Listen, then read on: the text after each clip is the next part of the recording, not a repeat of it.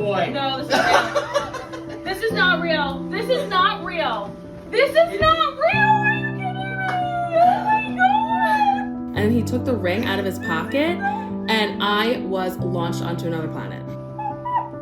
I literally could not believe that this was my real life, and that's what I kept saying. Like, this is not my real life, honey. Yes, I will. Yeah. Because I was like, all right, like, what are we doing with our relationship? And I said, like, when are you going to talk to my dad, blah, blah, blah. And about 6 months ago over the summer, he was like, your dad said no. My dad is like the typical dad, you know, like very protective of his daughter.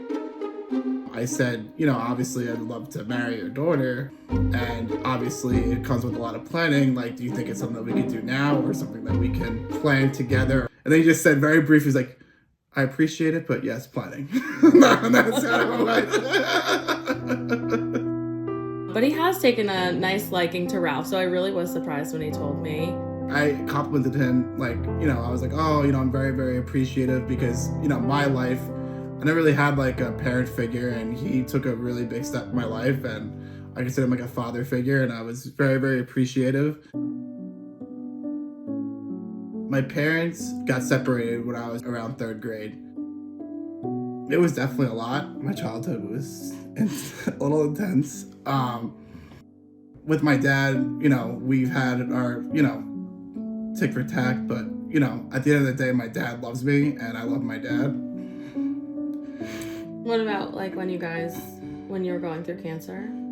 My dad was there for me.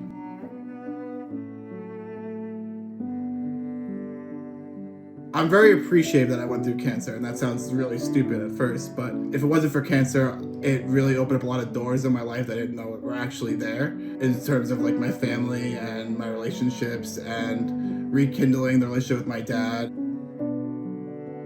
It brought some complications too, like, you know, not being able to have kids. It was very hard in the dating scene at first, and Sarah was one of the only few people that would actually give me a chance to, you know, show the person that I am. I was coming out of a very serious relationship at the time that we met. And I was very upfront with him when we first started talking. I was like, listen, I'm just looking to get my mind off of things. And he was like, I can't have kids. I'm like, listen, dude, like, did you hear what I just said? For me, it was, wow, this man really has a story. And look at how much he's grown through everything that he's been through. And that just made me more attracted to him and wanting to find out more about him. And we started off as friends, but here we are.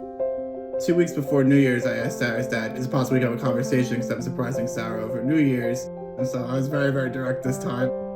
It was honestly the best few hours I spent with him. It was a beautiful thing. We talked about a lot of things, and, you know, I'm so grateful and so appreciative that he said yes. It's a boy. No, this is real. This is not real. This is not real. This is not real. Are you kidding me? Don't let hardships hold you back.